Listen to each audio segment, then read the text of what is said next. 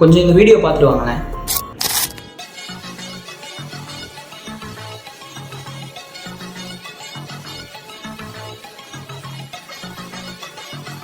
இந்த பொண்ணு எவ்வளோ க்யூட்டாகவும் அழகாகவும் எதுவுமே தெரியாத ஒரு அப்பாவி மாதிரி இருக்குது.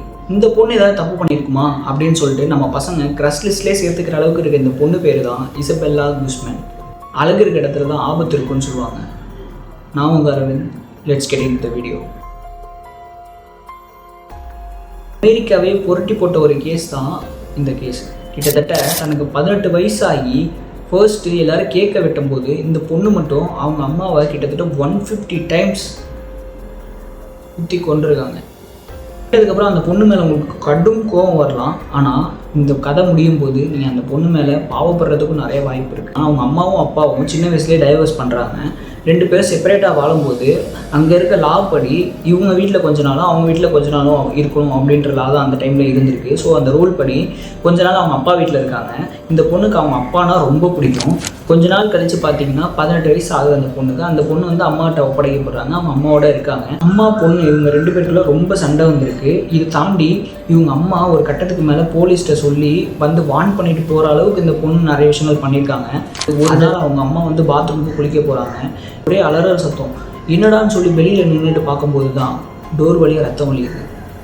திடீர்னு அந்த செகண்ட் ஃபாதர் வந்து கால் பண்ணி போலீஸ்க்கு வர சொல்கிறாரு. அந்த டைமில் அந்த டோரை ஓப்பன் பண்ணி பார்த்தா அந்த பொண்ணு கையில் கத்தியை வச்சுட்டு அவங்க அம்மாவை கிட்டத்தட்ட 150 டைம்ஸ் குத்தி கொண்டிருக்காங்க. அந்த பொண்ணு சரியாக இல்லாத ஒரு ட்ரெஸ்ஸோட, அதாவது பிகினியோட, அதே கத்தியோட ரத்தத்தோட நடு ரோட்டில் நடந்து போயிருக்காங்க. அங்கேருந்து போனவங்க ஒரு கஃபேயில் போயிட்டு அங்கே ட்ரெஸ் மாற்றிட்டு என்னை வந்து ஒருத்தர் வந்து அரெஸ்ட் பண்ண வந்தார், ஸோ அவரை நான் குத்தி கொண்டுட்டேன், அதனால் நான் வந்து தப்பிச்சிட்டேன் அப்படின்ற மாதிரி ஸ்டேட்மெண்ட் கொடுத்து ட்ரெஸ் மாற்றிட்டு அங்கேருந்து போனவங்க போலீஸ் கொஞ்ச நாள் பார்க்கவே இல்லை. ஒரு நாள் வீட்டுக்கு வெளியில் நின்று அந்த வீட்டையே பார்த்துக்கிட்டு இருந்திருக்காங்க. டவுட் இருந்து போலீஸ் அவங்கள இன்வெஸ்டிகேட் பண்ணும்போது அவங்க அப்பியரன்ஸும் சரி, பார்க்குறதுக்கும் சரி, சுத்தமாக சம்மந்தமே இல்லாத ஒரு ஆள் மாதிரி இருந்திருக்காங்க. ஆனால் அவங்களோட ஃபிங்கர் பிரிண்ட் செக் பண்ணும்போது தான் தெரிஞ்சிருக்கு அது இசபெல்லா தான். ஸோ ஃபைனலாக அவங்கள அரெஸ்ட் பண்ணிட்டாங்க. ஜட்ஜ் உடனே என்ன சொல்கிறாங்க அப்படின்னா, இந்த பொண்ணு பார்க்க கொஞ்சம் மென்டல் இல்னஸ் இருக்கவங்க மாதிரி இருக்காங்க, செக் பண்ணுங்கள் அப்படின்னு சொல்லும்போது அவங்களுக்கு ஸ்கோசோஃபீனியா அப்படின்னு சொல்கிற ஒரு மென்டல் இல்னஸ் இருந்திருக்கு.